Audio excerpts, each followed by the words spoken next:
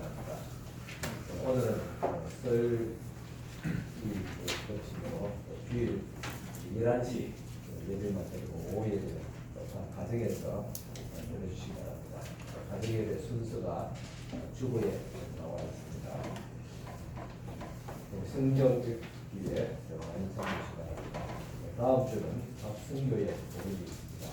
2023년도 교우 수첩이 나왔습니다. 학년들은 한 번씩 받아가시기 바랍니다. 생명상 큐티 인류어가 나왔습니다. 신청하신 분은 받으시기 바랍니다. 기록은 납입증명서 발송하고 있습니다. 필요하신 분은 재정부에 요청해 주시기 바랍니다. 기도 제목 보시고 늘 기도해 주시기 바랍니다. 교회 소식 있습니다. 이 시간 우리 권오진 지사님께서 예배 기도 드리므로 주일 낮 예배를 드리겠습니다.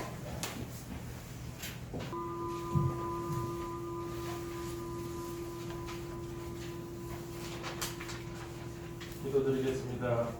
하나님 아버지 감사합니다.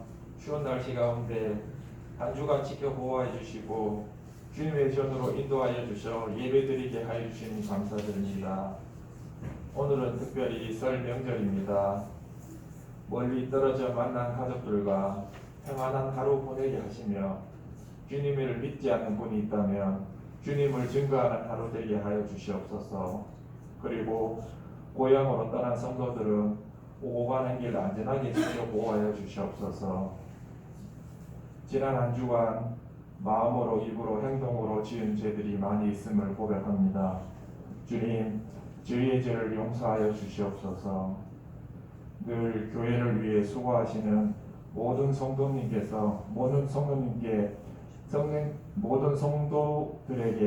성령님께서 축복하여 주시고 능력을 다하여 주셔서 부족함이 없도록 이끌어 주시옵소서. 이 시간 목사님께서 말씀 전하실 때 능력을 다하여 주시고 성령님께서 함께하여 주시옵소서. 우리를 구원하시는 예수님의 이름으로 기도드립니다.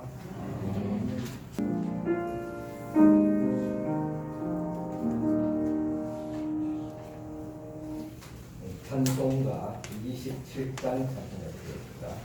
27장 찬송합니다.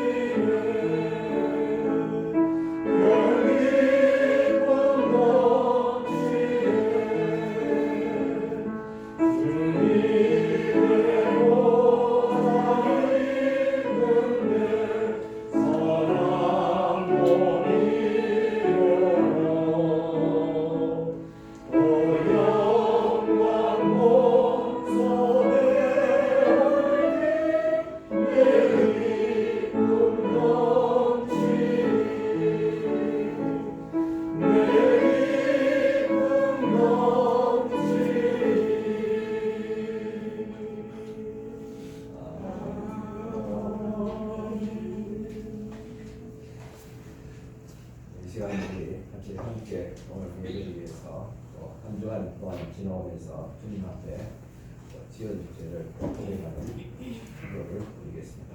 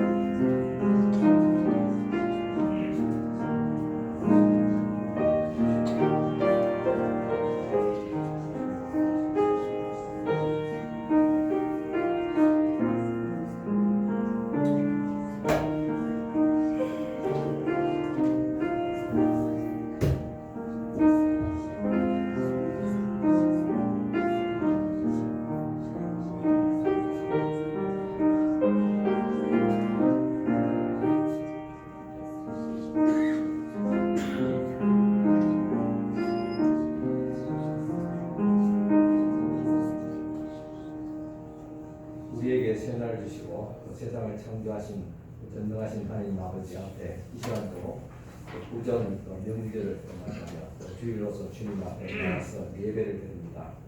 우리의 예배를 주님께서 기쁘게 감당하여 주시기를 원합니다. 이 시간도 주님 앞에 회개하는 마음으로 또 사모하는 마음으로 나왔습니다. 저희 모든 오늘과 죄를 용서하시고 깨끗게 하여 주시옵시고 또 새롭게 하여 주시옵소서. 우리 삶에 하나님의 거룩하신 성령의 능력이 나타나게 하시사 온전한 거듭난 삶을 또 살아가시도록 인도하여 주시기를 원합니다. 주님 앞에 귀한 예물 바쳐드립니다. 먼저 10의 1조 예물 드립니다. 이 손길들 주께서 기억하여 주시기를 원합니다. 축복하여 주시옵소서. 먼저 주님 앞에 귀한 예물 드렸음에 모든 물질 생활들이 더욱 거룩하며 온전케 하시고 손실이 없도록 하시고 또 풍성하시도록 물질의 복까지 부어 주시옵소서. 주님 앞에 주님의 사랑과 은혜 가운데 살게 하시면 감사하며 하나님의 은혜 감사하며 함께 하시는 주님께 또 감사하며 새해도 건강 지켜주시길 바랍니다. 설명들을 잘 보내기 위해서 또 감사드립니다. 하나님 감사하며 또 주님의 은혜 또 감사합니다. 새해 감사하며 본새해 감사를 드리며 하나님의 은혜 또 감사합니다. 주님의 품으로 부르시면 또 감사합니다. 또 주님 하나님의 은혜도 감사하며 귀한 또 감사의 예물들 주님 앞에 올려드렸습니다. 이 손길을 기억하여 주시고 축복하시고 또 영과 일이 아울러서 감격케 하시고 저희들 가정에 평안과 기쁨이 있게 하여 주시옵소서. 또 주님 앞에 주일에 헌금을 드리며 성교 부재 장학 예물로 건축 예물로 드립니다. 이 모든 향기로운 예물을 주께서 기쁘게 받아 주시옵소서. 저희들에게 복을 다하시되 믿음의 복, 건강의 복을 또 물질의 복까지 더하여 주시옵소서. 예수님 이름으로 축복하며 기도드립니다. 이 시간 우리 시온 찬양대로서 찬양드리겠습니다.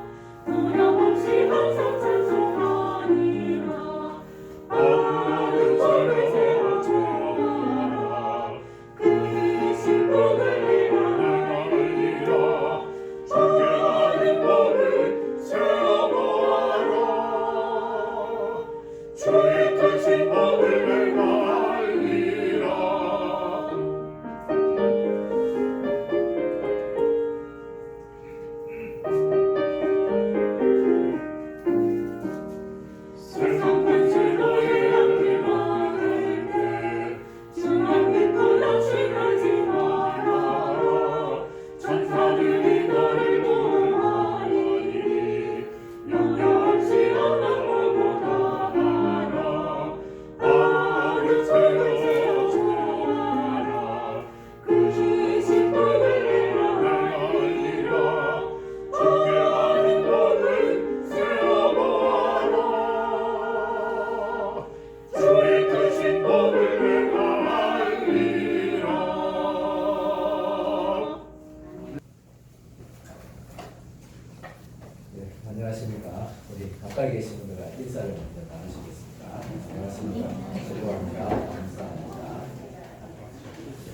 설 명절을 맞이해서 예보로 나간 선거들도 있지만 서로 명절을 맞이해서 방문해 주신 성령님이 있습니다. 주의 이름으로 환영합니다. 이 시간 주신 하나님의 말씀 공독해 드리겠습니다. 말씀은 창세기 25장 19절에서 26절까지 말씀드리겠습니다. 창세기 25장 19절에서 26절까지 말씀 제가 공독해 드리겠습니다. 구약성경 271페이지 있습니다. 아브라함의 아들 이삭의 조건은 이러하니라. 아브라함이 이삭을 낳고 이삭은 40세에 리브가를 맞아요 아내를 삼았으니 리브가는 paddan 아람의 아람 족속 중 베두엘의 딸이요 아람 족속 중 라반의 누이였더라. 이삭이 그의 아내가 임신하지 못함으로 그를 위하여 여호와께 간구하며 여호와께서 그의 간구를 들으셨으므로 그의 아내 리브가가 임신하였더니 그 아들들이 그의 배 속에서 서로 싸우는지라. 그가 이르되 이럴 경우에는 내가 어찌할꼬 하고 가서 여호와께 묻자온데 여호와께서 그에게 이르시되 두 국민이 내 태중에 있구나. 두 민족이 내 복중에서부터 나누이리라. 이 민족이 저 족속보다 이 족속이 저 족속보다 강하겠고 큰 자가 어린 자를 섬기리라 하셨더라. 그 해산 기한이 찬적 때에 쌍둥이가 있었는데 먼저 나온 자는 붉고 전신이 푸릇 같아서 이름을 에스라 하였고 후에 나온 아우는 손으로 엑스의 발꿈치를 잡았으므로 그 이름을 야곱이라 하였으며 리브가가 그들을 낳을 때에 이삭이 60세였더라.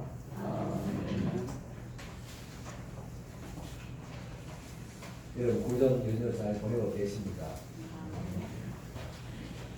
코로나19 이후에 아마 오랜만에 좀 덜 불편한 그런 설을 맞이한 것 같습니다.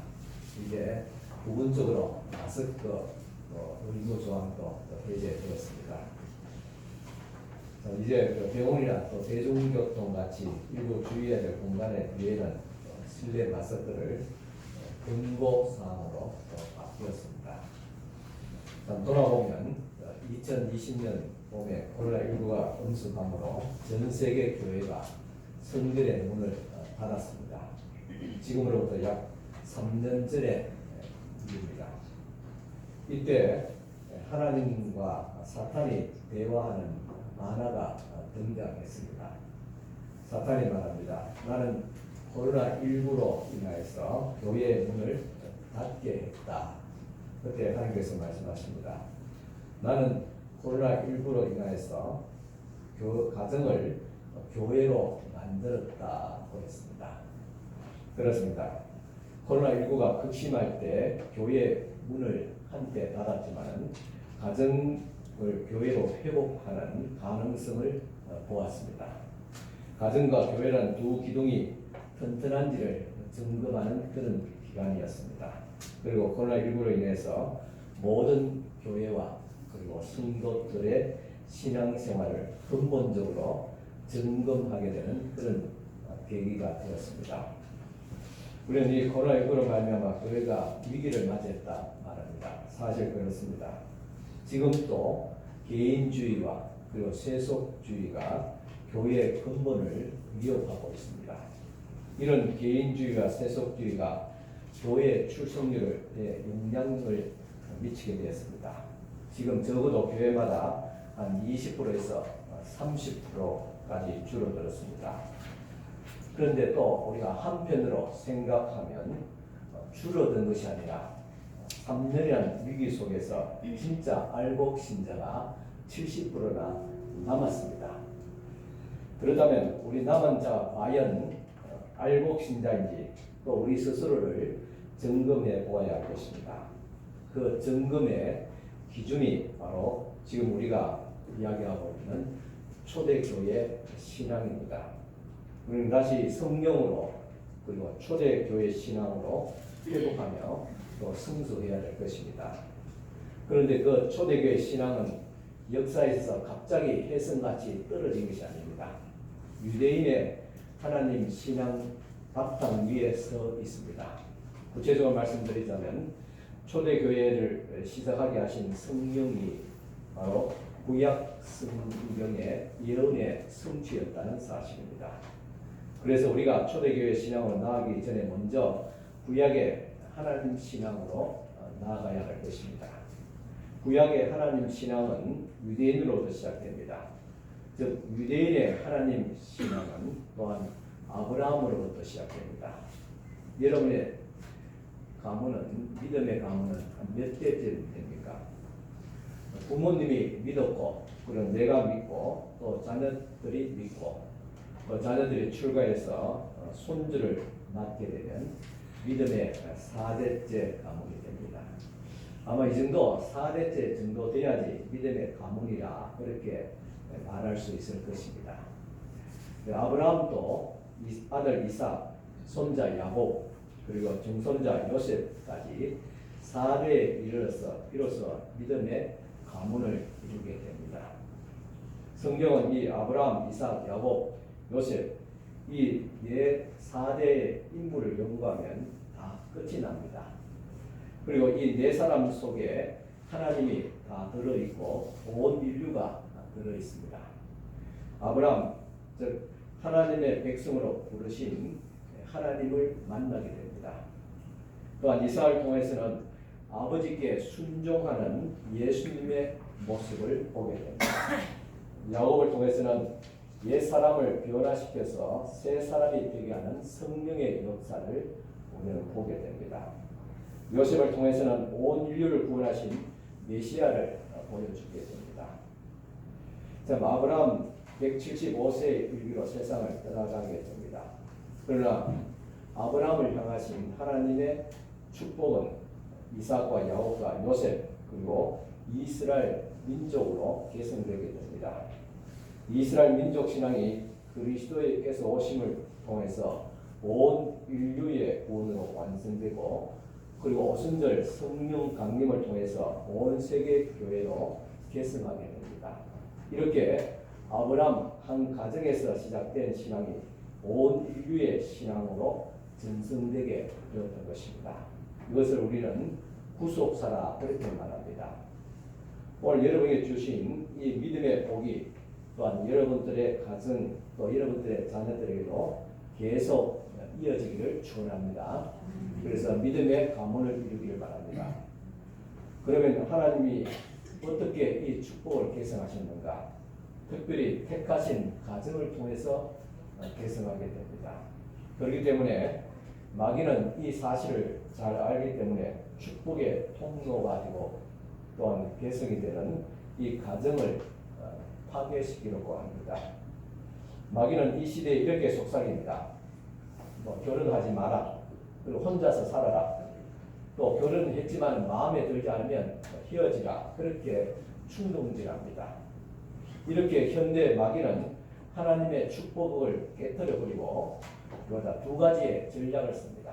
첫째는 가정을 붕괴시키는 겁니다. 둘째는 교회를 무너뜨리는 것입니다. 가정이 무너지면 영적 축복의 개성이 막히게 됩니다. 교회가 무너지면 영적 축복의 통로가 끝이 납니다.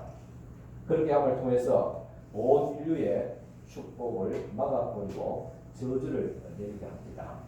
그래서 우리는 가정이 축복의 통로인 것을 명심하고 우리가 목숨을 거는 그런 심정과 태도로 우리의 가정과 교회를 지켜야 할 것입니다. 결혼이 하나님의 축복의 통로라는 사실을 안다면 또한 이 결혼을 귀하게 여겨야 합니다. 결혼이라는 것은 쉽게 하고 또 쉽게 헤어지는 것이 아닙니다. 여러분, 결혼해서 자식을 낳으면 아버지가 되는 줄 압니다. 저도 그렇게 쉽게 생각한 사람 중에서 또 한 사람입니다. 하지만 그렇지 않았습니다. 하나님의 약속을 믿고 인내하고 믿음의 훈련을 해서 하나님의 축복을 계승할 줄 알아야지 진정한 믿음의 아버지가 됩니다. 이런 자식을 낳고 젖을 물리고 기저귀를 갈아주면 어머니가 절로 되는 줄 알고 있습니다. 그렇지 않습니다. 자녀에게 정서적으로 신앙적으로 본이 되고 자식을 위해서 피땀을 흘리는 기도를 할 줄 알아야지 믿음의 어머니가 됩니다. 그래서 여러분 자식을 키우고 가정을 지킨다는 것이 얼마나 어려운지를 모릅니다. 앞에서 말씀드린 바와 같이 마귀는 축복의 통로를 없애버리려고 온갖 방법을 또 수단을 동원해서 가정을 파괴시키려고 합니다. 그렇다면 우리가 가정을 지키기 위해서 목숨 걸고 마귀와 싸워야 한다는 말입니다. 그러니까 믿음의 가문을 만든다는 것은 얼마나 어려운 일인지 모릅니다. 그러므로 끝까지 행복한 가정을 지키려면 그만큼 끝까지 눈물의 기도를 흘려야 되고 끝까지 투쟁을 해야 합니다. 그러면서까지 가정을 지켜야 되는 것은 가정은 축복의 통로가 되기 때문입니다. 그런데 우리의 힘만으로는 지킬 수 없습니다. 하나님께서 지켜주셔야 합니다. 그리고 가정이 무너지고 교회가 개인주의와 그리고 세속주의의 물결이 밀려온다는 것은 이제 종말이 가까이 왔다는 증거이기도 합니다. 어제 하나님께서 저에게 주신 말씀입니다. 하나님께서 다니엘에게 마지막 날에 되어질 일들을 보여주셨습니다. 그때 다니엘이 두려움에 사로잡혀 있을 때 임한 하나님의 말씀이었습니다. 다니엘서 10장 19절입니다. 이르되 큰 은총을 받은 사람이여 두려워하지 말라. 평안하라. 강건하라. 강건하라. 그가 이같이 내게 말하매 내가 곧 힘이 나서 이르되 내 주께서 나를 강건하게 하셨사오니 말씀하옵소서 했습니다. 참 마지막 때에 가정을 지키며 개인주의와 세속주의와 맞선 승도들을 하나님께서 이와 같이 지키신다는 말입니다. 강건하라, 강건하라, 강건하라. 그렇게 주님께서 말씀하셨습니다. 내가 너를 지키리라고 약속하셨습니다. 자, 편하고 강건하고 강건하라. 하나님께서 이처럼 세상 나라와 주님께서 직접 싸우신다 했습니다. 내가 너를 도운다고 말씀하셨습니다. 하나님께서 아브라함, 이삭, 야곱, 요셉 이 가정을 지켜주시고 또 믿음의 조상으로 만들어 주신 것 같이 오늘 우리의 가정도 믿음의 가문으로 만들어 주실 줄을 믿고 하나님을 의지하며 기도할 수 있기를 바랍니다. 그런데 문제는 하나님의 택한 가정 가문에도 문제가 있었다는 사실입니다. 목사의 가정에도 문제가 많고 장로의 집안에도 문제가 많고 권사의 집안에도 문제가 많습니다. 주로 이 문제는 두 가지에서 오게 됩니다. 하나는 없음을 통해서 오게 되고 또 하나는 있음을 통해서 오게 됩니다. 첫째, 없음의 문제들이 있습니다. 아무리 행복하고 축복된 가정이라 할지라도 한두 가지의 문제는 있습니다. 제일 먼저 경제적인 궁핍을 통해서 어려움을 당합니다. 살기는 또 괜찮은데 또 아이가 없다는 것이죠. 또 아이는 있는데 그 아이들이 말썽을 피워서 살기가 어렵다는 것입니다. 또 살기도 괜찮고 자식들도 괜찮은데 건강하지 못하다는 것입니다. 이같이 어느 가정이라도 다 온전하게 될 수 없습니다. 무언가 없는 것이 있습니다. 아마 그 중에서도 가장 덜 걱정스러운 것이 아마 돈이 없는 것이 가장 적은 근심일 줄 압니다. 창세기 25장 21절입니다. 이삭이 그의 아내가 임신하지 못함으로 그를 위하여 여호와께 간구하매 여호와께서 그의 간구를 들으셨으므로 그의 아내 리브가가 임신하였더니 했습니다. 이건 한 절로 간단하게 기록되어 있습니다. 이삭이 결혼했지만은 아내가 임신하지 못했다. 그리고 하나님 앞에 기도하니까 임신했다. 그렇게 말하고 있지만은 이 기간이 무려 20년 됩니다. 40세에 이삭이 결혼해서 60세에 아들을 낳았으니까 무려 40년 동안의 그 과정을 이 한 절에 간단하게 설명하지만은 그의 삶은 결코 만만하지 않았습니다. 그것도 20년 동안 자녀가 없었습니다. 그렇다면 이삭은 이 문제를 가지고 어떻게 했을까? 하나님께 기도를 했습니다. 이삭은 그 부인이 애기 없다는 이유 때문에 아내를 원망했다거나 또 하나님을 원망하지 않았습니다. 하나님께 기도했습니다. 그것도 한 번의 기도가 아닐 줄 압니다. 적어도 20년 동안에 이 한 가지 제 기도 제목을 가지고 기도했다는 사실입니다. 우리는 어떻습니까? 없으면 곧잘 원망합니다. 시댁을 원망하고 조상을 원망하고 부모를 원망합니다. 그러나 이삭은 없음을 통해서 원망하지 않았고 하나님께 기도했습니다. 우리의 가정도 없음을 기도하는 감동적인 그런 가정이 되었으면 좋겠습니다. 이삭만 그렇게 하지 않았습니다. 아버지 아브라함도 자식이 없이 25년이나 기도하며 기다렸습니다. 이 25년 그 기간은 결코 만만치 않는 기간이었습니다. 아무 응답이 없는 20년 그리고 25년의 세월, 이것이 오늘 우리의 가정의 현실입니다. 우리가 원한다고 해서, 심지어 기도한다고 해서 우리의 가정 일들이 내가 원한 대로 다 되어지는 것은 아닙니다. 더군다나 자식 농사만큼은 부모의 뜻대로 되어지지 않는 것 같습니다. 이것이 오늘 우리의 가정입니다. 이상은 그 문제가 주어졌을 때 불평하거나 끼어버린 것이 아니라 인내하면서 기도했다는 사실입니다. 행복한 가정이라는 것은 문제가 없는 가정이 아니라 문제를 가지고 기도하는 가정입니다. 부부와 같이 기도하는 것입니다. 온 가족 식구들이 함께 기도하는 것입니다. 이런 가정은 어떤 풍파가 일어나더라도 무너지지 않습니다. 오늘 우리 가정의 위기는 돈이 없는 것이 아닙니다. 부모가 기도하지 않는다는 것과 또 가정 예배가 사라지고 있다는 것입니다. 그런데 사실 우리 가정 예배를 드리기는 쉽지 않습니다. 가정 예배는 우선 온 가정이 식구들이 다 믿어야 하고, 믿는다 하더라도 가족끼리 마음이 하나가 되어야 됩니다. 즉 하나님께 예배해야 한다는 마음이 있어야 됩니다. 그러니까 쉽지 않습니다.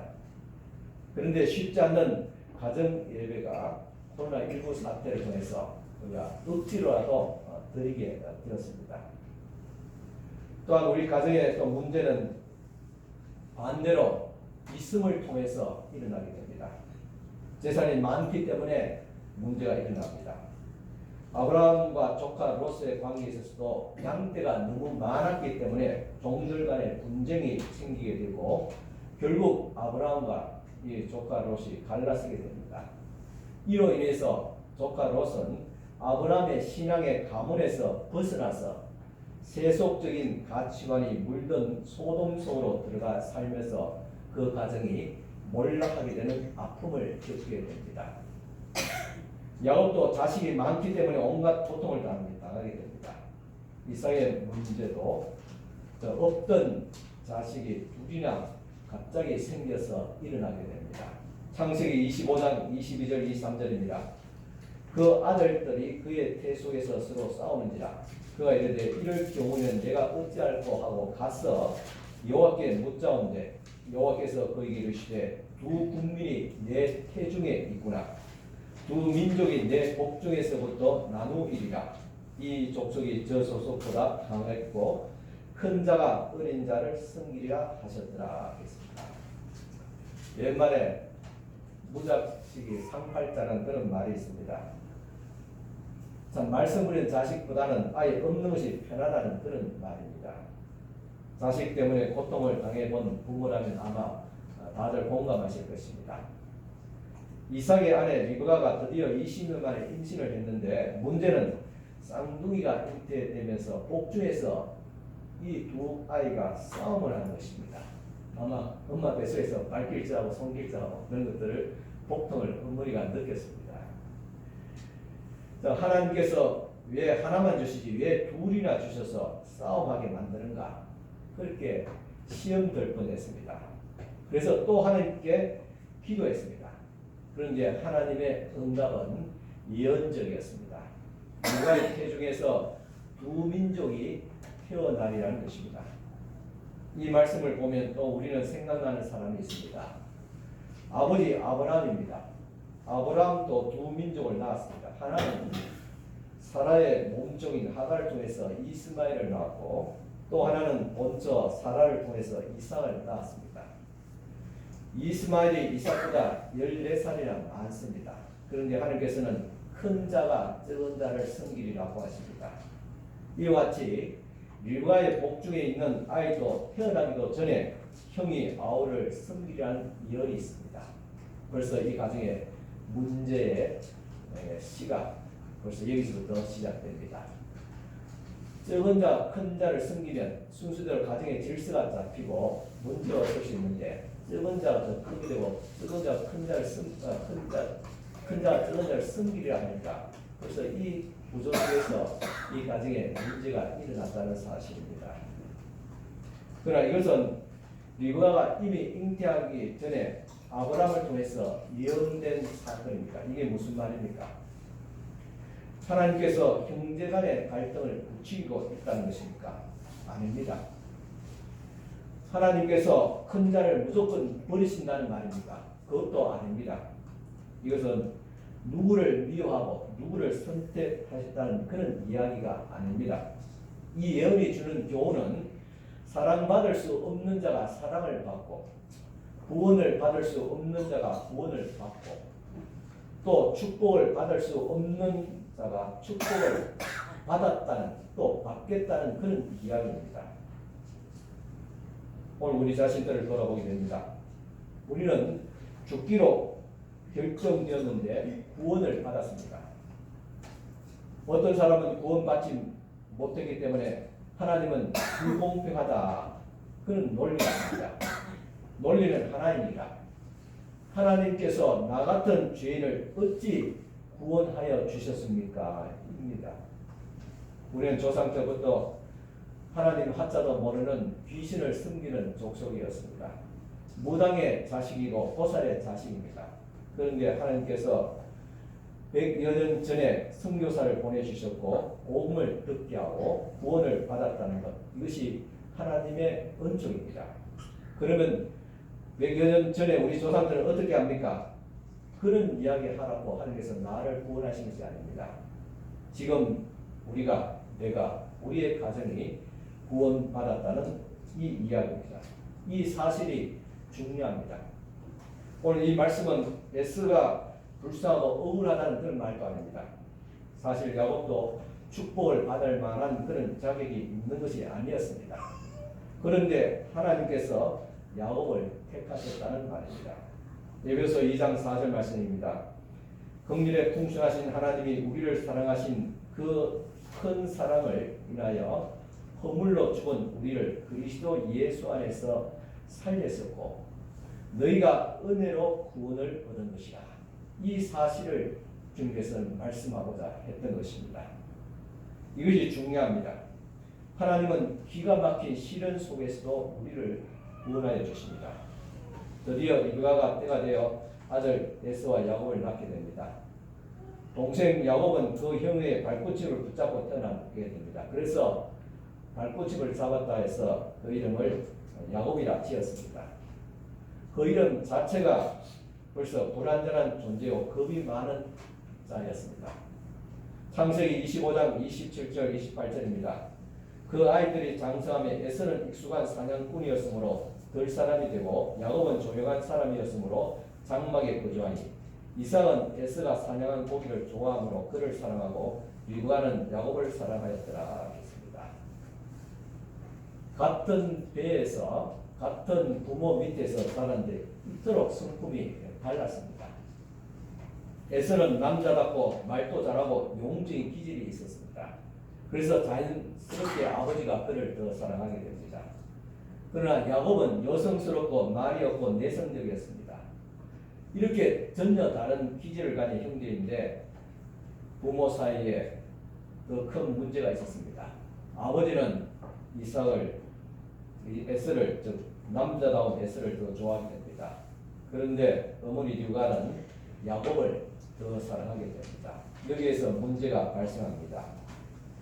부모는 자녀에게 편애하고 핑계를 가지게 되면 자녀들은 상처를 받게 됩니다. 보통 둘째가 사회적으로 정신적으로 문제가 많이 있답니다. 문제가 된 게 아니라 그는 요인이 있답니다. 왜냐하면 아버지는 맞이를 더 중요하게 생각하고 많은 신경을 씁니다. 그런데 어머니는 또 막내니까 더 신경을 쓰고 더 사랑하고 보살핍니다. 그런데 둘째는 사회에 끼인 존재로서 어중간한 그런 존재입니다. 그런데 요즘은 막내도 맞이도 없습니다. 다 하나입니다. 어떤 의미에서 에서는 열등감이 많은 사람이었습니다. 열등감이 없는 사람이죠. 오히려 야곱은 열등감이 많은 사람이었습니다. 아버지가 에서를 편애했기 때문입니다. 이는 편애받은 형제 사이에 결국은 사고가 나는 것을 보게 됩니다. 바로 단팥죽 사건이었습니다. 이 사건은 어떻게 하면 편애에서 비롯된 것보다는 가치관에서 비롯되었다고 볼 수 있습니다. 창세기 25장 29절에 34절입니다. 야곱이 죽을 쓰었더니 에스가 들에서 와서 심히 피곤하여 야곱에게 이르되 내가 피곤하니 그 붉은 것을 내가 먹게 하라 한지라. 야곱이 이르되 형의 장자의 명분을 오늘 내게 팔라. 에스가 이르되 내가 죽게 되었으니 이 장자의 명분이 내게 무엇이 유익하리요. 야곱이 이르되 오늘 내게 맹세하라. 에스가 맹세하고 장자의 명분을 야곱에게 판지라. 야곱이 떡과 팥죽을 에스에게 주매 에스가 먹으며 마시고 일어나 갔으니 에스가 장자의 명분을 가볍게 여김이었더라 했습니다. 여기서 우리는 두 가지 가치관을 발견하게 됩니다. 에스는 장자의 명분, 즉 이 장자의 명분이라는 것은 아브라함을 통해서 계승되는 신앙의 믿음의 가문, 믿음의 개성을 말합니다. 이것을 가볍게 여기더라. 그렇지만 야곱은 그것을 중하게 여겼다는 사실입니다. 에서는 영적인 일에 관심이 없는 사람이었습니다. 에서는 영적 일보다는 육신적인 일을 더 중요하게 생각했습니다. 그러나 야곱은 영적인 일에 관심이 많은 사람이었습니다. 비록 야곱이 내성적이고 유약한 자였습니다. 사실 이것을 감추기 위해서 또한 그는 속이는 자였습니다. 하지만 이 야곱에게서 배울 수 있는 점은 장자의 축복권, 믿음의 개성을 귀하게 생각했다는 것입니다. 즉 영적 가치관을 소중하게 여겼습니다. 에서는 굶어 죽은 마당에 정신적, 영적, 신앙적 개성과 가치가 무슨 소용이 있겠느냐? 우선 벌어먹고 살아야 되지 않냐? 경제가 살아야 되느냐? 그렇게 말합니다. 그래서 팥죽 한 그릇에 장자의 명분을 팔아버렸습니다. 오늘 우리도 어떤 일을 통해서, 사업을 통해서 이같이 중요한 영적 개성, 이 축복을 바라보고 있지 않았는지 우리 자신을 돌아보게 됩니다. 우리는 팥죽 이야기의 말씀을 통해서 우리에게 주는 교훈은 물질적인 가치보다는 더 중요한 것은 바로 정신적인 가치이며 그리고 영적인 가치라는 말입니다. 그런데 서로 가치관이 다른 형제들이 한 가정에 공존할 수 없게 됩니다. 결국 야곱은 형과 함께 살 수 없어서 집을 떠나게 됩니다. 리브가는 예전에 자식이 없을 때 의문을 품고 기도했습니다. 이제 그런데 자식을 낳고 보니까 있음을 통해서 또 고통을 받게 됩니다. 결국 마음에 품고 있던 마음에 드는 자식은 집을 떠나게 되고 마음에도 차지 않는 세속적인 그런 자식과 함께 살게 됩니다.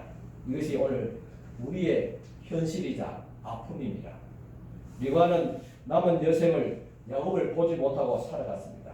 이것이 리브가의 아픔이자 또한 우리의 아픔이기도 합니다.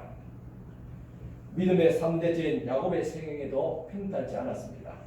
2명의 처와 그 2명의 첩을 통해서 많은 자식을 낳았지만은 또 자식이 너무 많기 때문에 갈등과 분쟁이 있었습니다.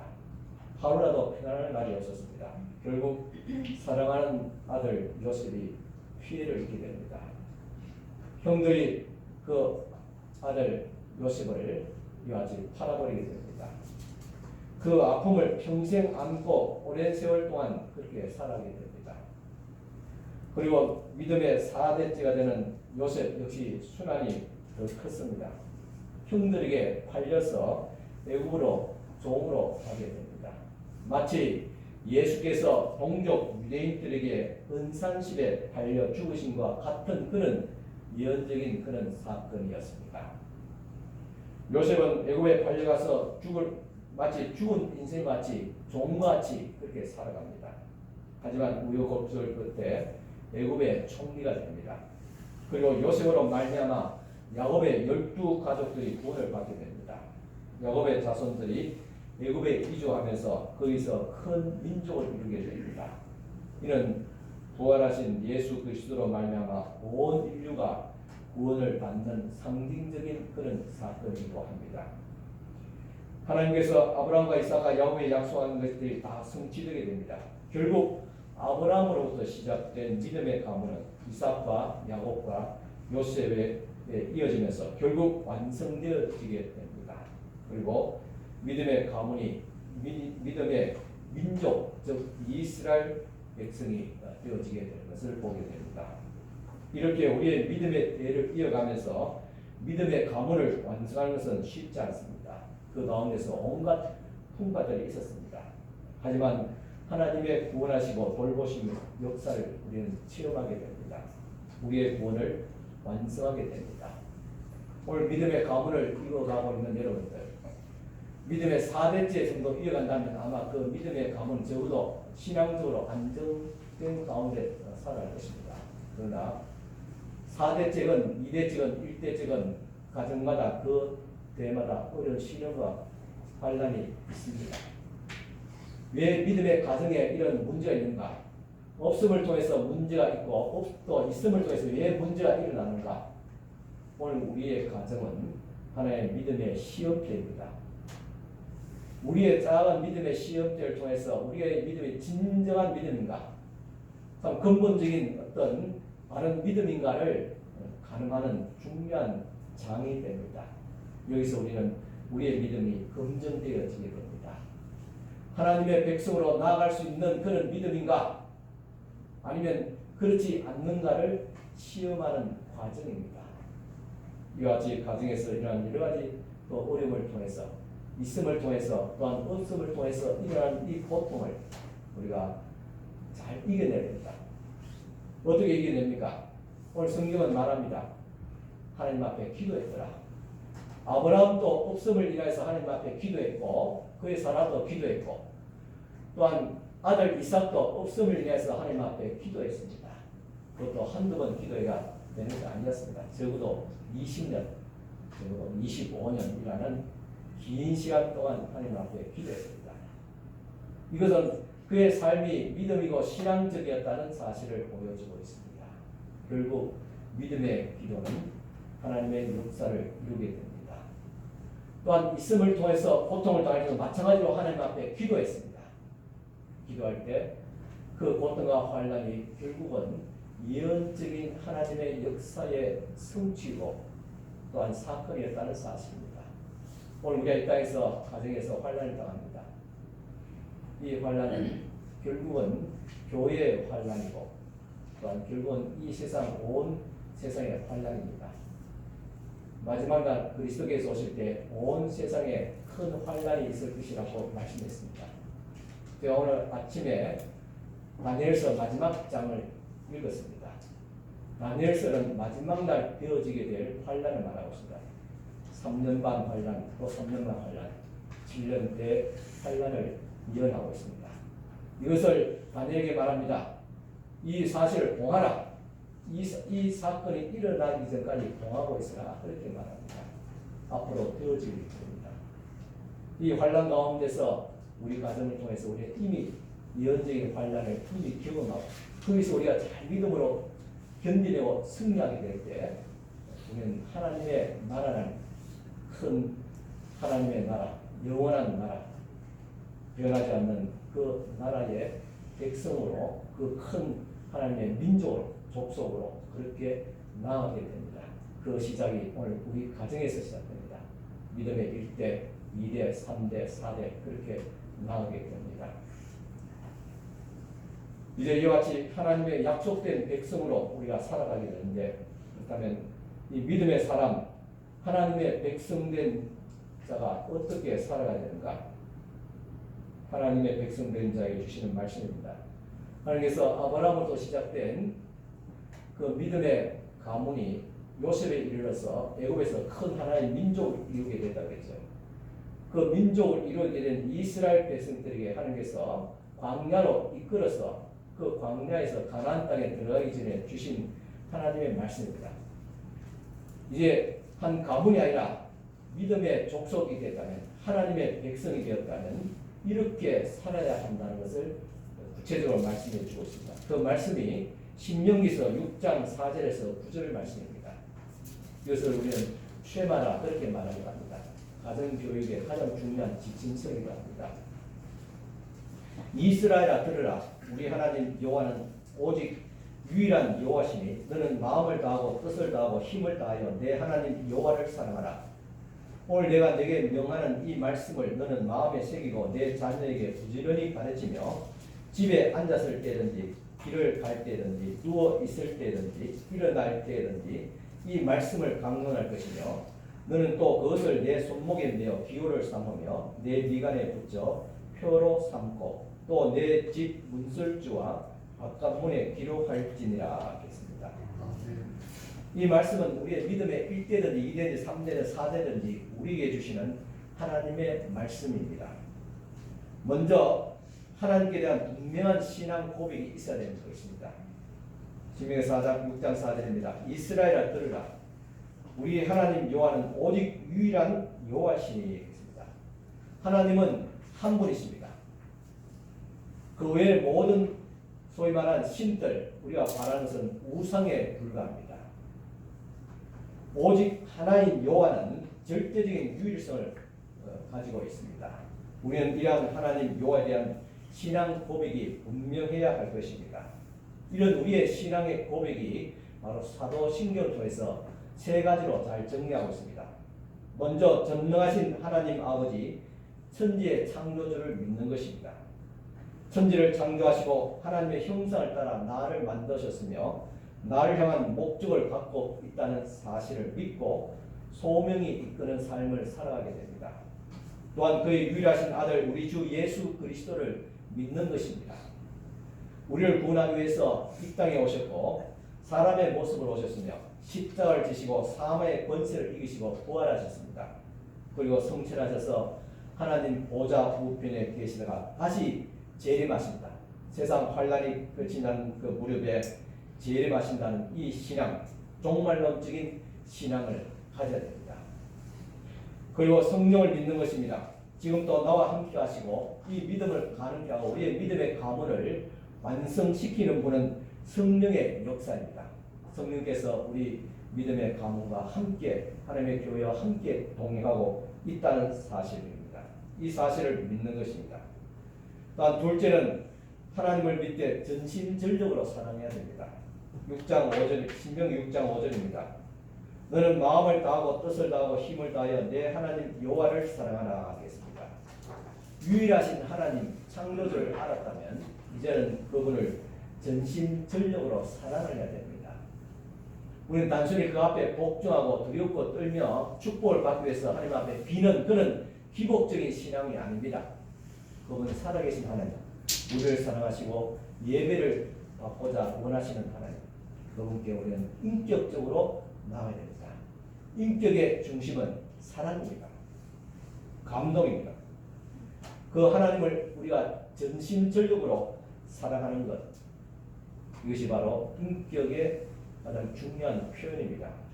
구체적으로 우리의 왕이신 주인 되신 하나님을 향한 신실한 충성심의 표현이기도 합니다. 셋째는 하나님을 사랑하는 구체적인 실천으로 하나님의 말씀에 집중해야 됩니다. 우리가 어떻게 하나님을 알아갑니까? 여러분, 연인끼리도 그 사랑이 지속되기 위해서는 서로를 알아가야 됩니다. 가문을 이해해야 되고 그 사람의 성품도 이해하고 그 사람의 가치관도 이해하고 같이 공감해야 됩니다. 그래야지 그 사랑이 지속됩니다. 마찬가지로 하나님과의 사랑이 더 깊어지고 지속하기를 원한다면 그분을 알아가야 됩니다. 그분을 우리는 하나님의 말씀을 통해서 알아갑니다. 성경은 하나님을 알아가는 유일한 방법입니다.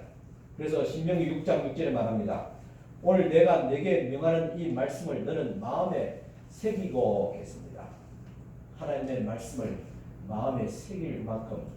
그러기 위해서 어떻게 됩니까?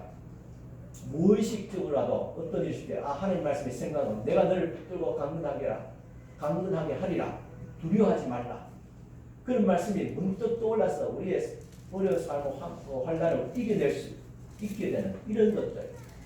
그러기 위해서는 하나님의 말씀을 우리가 항상 정신으로, 마음에, 영혼을 우리가 항상 우리 마음에 새겨야 됩니다. 그러기 위해서는 우리가 항상 하나님 말씀을 읽고 묵상하고 암송하고 기억하고 해야 됩니다. 그리고 날마다 말씀으로 인도받는 삶을 살아가게 됩니다. 이렇게 날마다 하나님의 말씀으로 인도함을 받게 되면 하나님과 함께 동행하며 거룩함을 경험하게 됩니다.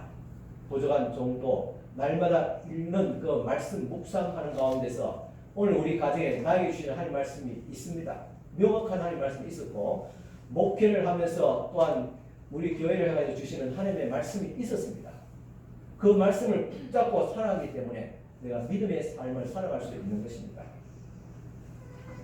우리 한 가지 더 주목할 단어는 오늘이라는 말입니다. 오늘 내가 내게 명하는 이 말씀을 내 마음에 새기라 그랬습니다. 사람에게 주어진 생명의 시간은 바로 오늘 이 순간입니다.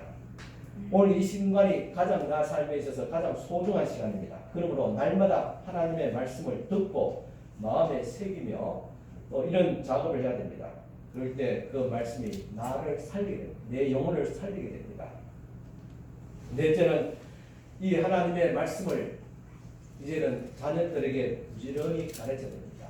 말씀을 인해서 내가 산 경험을 했다면 이 말씀을 통해서 살아가게 되는 이 삶을 자녀들에게도 함께 또 부부간에도 함께 이것을 같이 공유를 해야 됩니다. 공감을 해야 됩니다.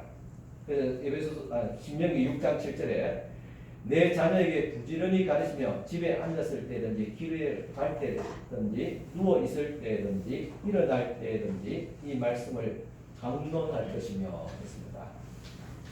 히브리서 본문에는 이것을 가르친다, 베풀이하여 가르친다라고 그렇게 설명하고 있습니다.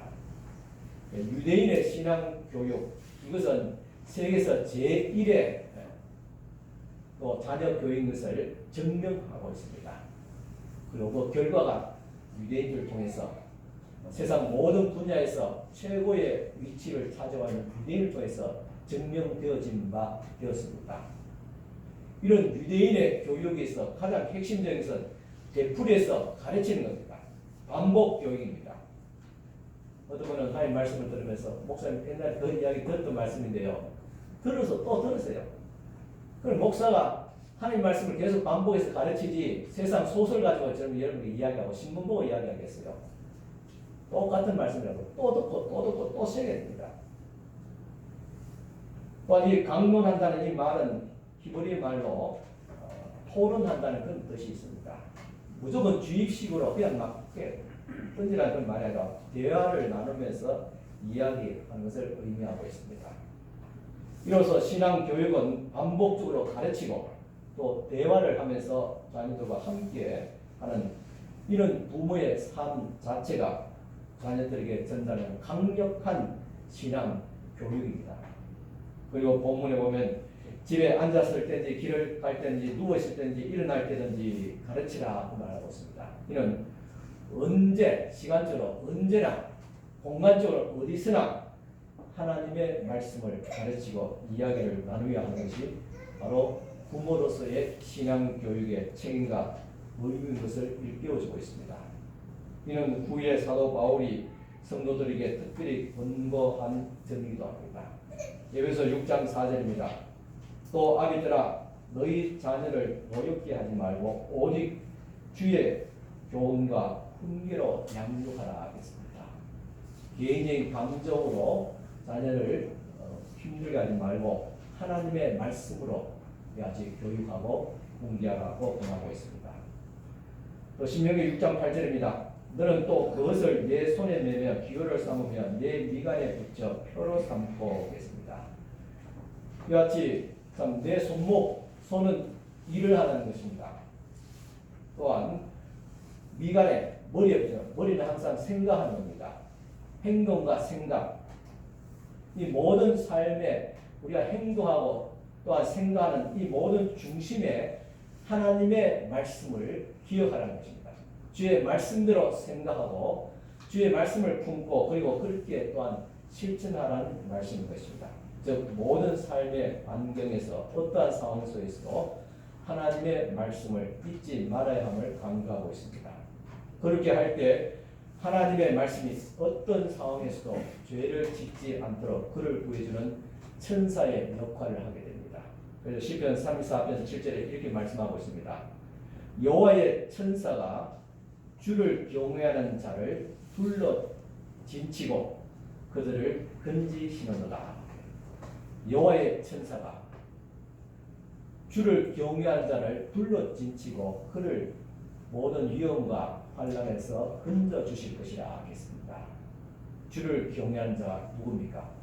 하나님의 말씀을 늘 머리에 품고 가슴에 품고 그것을 손과 발을 통해서 행하는 사람이 말하고 있습니다. 주의 말씀을 기억하는 사람, 그 말씀대로 가르치는 사람을 말합니다. 이렇게 살아가는 것을 말합니다. 그리고 마지막으로 우리의 신앙 교육은 공동체로 그렇게 더 퍼져가게 됩니다. 아브라함으로부터 시작했던 믿음의 가문이 이삭과 그리고 야곱과 요셉과 이래서 하나의 큰 이스라엘 민족을 이룬 같이 오늘 우리의 가정으로 시작된 신앙 교육이 하나의 건강한 교회를 이루고 이 교회를 통해서 이 사회를 변화시키는 데까지 나아가는 것이 우리의 신앙의 목표입니다. 신명서 6장 9절입니다. 또 내 집 문설주와 바깥문에 기록할지니라 하겠습니다. 이번 내 문설주에 있습니다. 내 집 문설주는 안을 말합니다. 그럼 바깥문에도 그 하나님 말씀을 기록하여서 붙여놓으라 했습니다. 이 바깥문이라는 것은 성문을 의미합니다. 이는 하나님의 말씀이 각자의 집 문 기둥과 에서 이스라엘 공동체가 공유하는 공간, 한 성, 한 사회, 한 민족으로 확장됨을 보여주고 있습니다.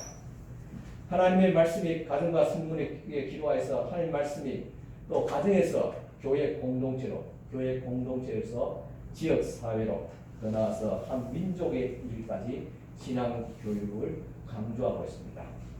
이제 말씀을 정리하겠습니다. 우리 먼저 하나님께 대한 분명한 신앙 고백을 가져야 됩니다. 또 하나님을 전심전력으로 사랑해야 됩니다. 그래서 하나님을 전심적으로 사랑하는 것은 실천 강령으로 하나님의 말씀에 집중해야 됩니다. 그리고 그 말씀을 자녀들에게 부지런히 가르치며 또 대화하며 나누어야 합니다. 무엇보다도 이런 신앙 교육은 가정에서 공동체로 사회로 확장되어지게 됩니다. 신앙의 개성은 수직적 개성과 수평적 개성으로 이어지게 됩니다. 구약에서 아브라함, 이삭, 야곱, 요셉으로 수직적으로 4대의 신앙의 전성이 이루어졌습니다. 그런데 디모데 후서 2장 2절을 보면 수평적으로 전성되어지게 되는 것을 보게 됩니다. 우리 그리스도께서 원하던 바고 이루고자 하는 목적이기도 합니다. 디모데 후서 2장 2절입니다. 또 내가 많은 증인 앞에서 내게 들은 말을 충성된 사람들에게 부탁하라. 그들이 또 다른 사람들을 가르칠 수 있으리라 했습니다. 그래서 또 내가 바울입니다. 많은 증인들 앞에서 내게 들은 말을 충성된 사람에게 부탁하라. 이 말을 부탁받은 자는 바울의 믿음의 자식 같은 또 제자인 디모데입니다. 2대째로 갔습니다. 그리고 충성된 사람들에게 이것을 부탁하라. 충성된 사람 3대로 이어지게 됩니다. 그리고 그 충성된 사람들이 또 다른 사람을 가르칠 수 있으리라. 이와 같이 4대까지 나가게 됩니다.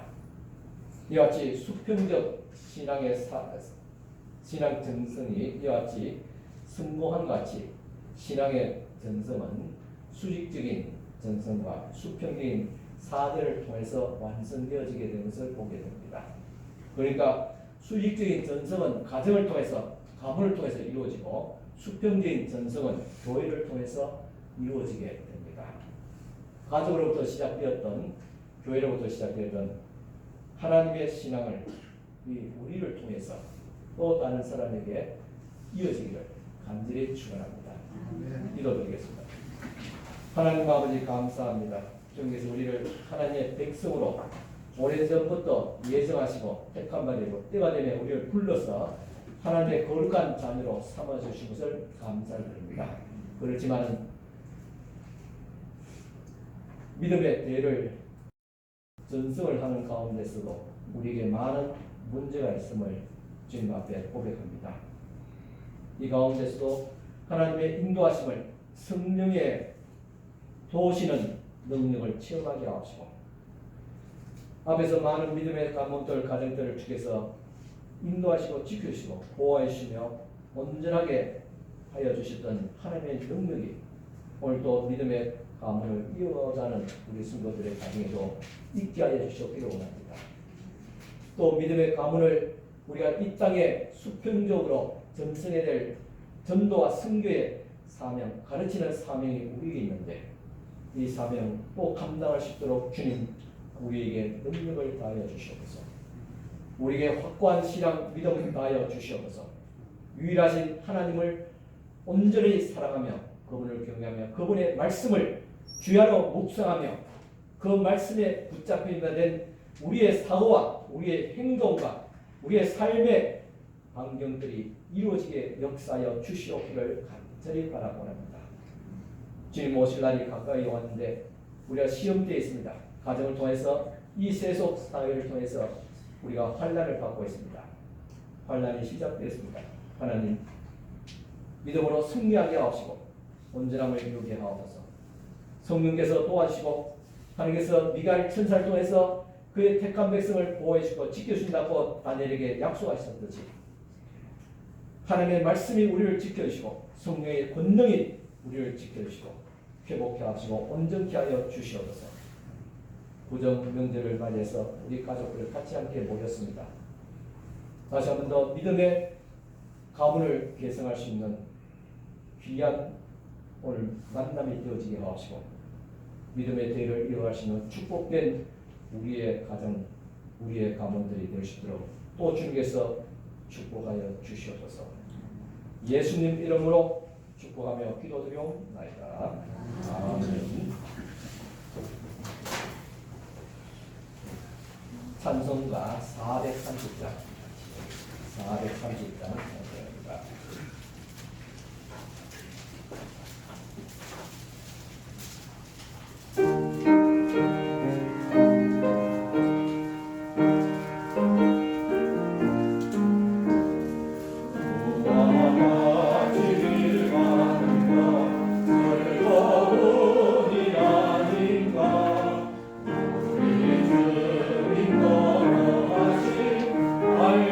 알사치를 말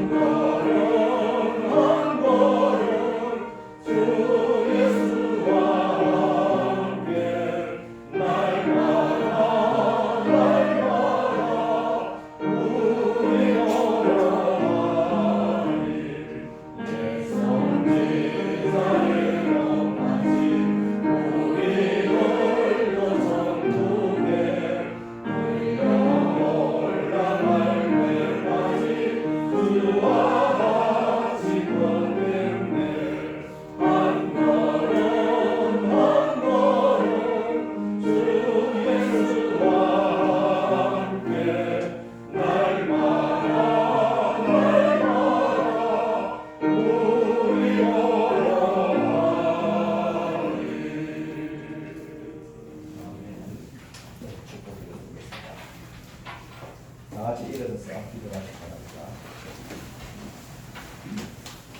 지금은 우리 주님 예수 그리스도의 은혜와 하나님의 크신 사랑과 성령님의 감화교통 충만하신 은총이 오늘도 믿음의 가문을 이어가고자 하는 사랑하는 모든 우리 성도들 위해 지금도 영원토록 함께 있을지어다. 아멘.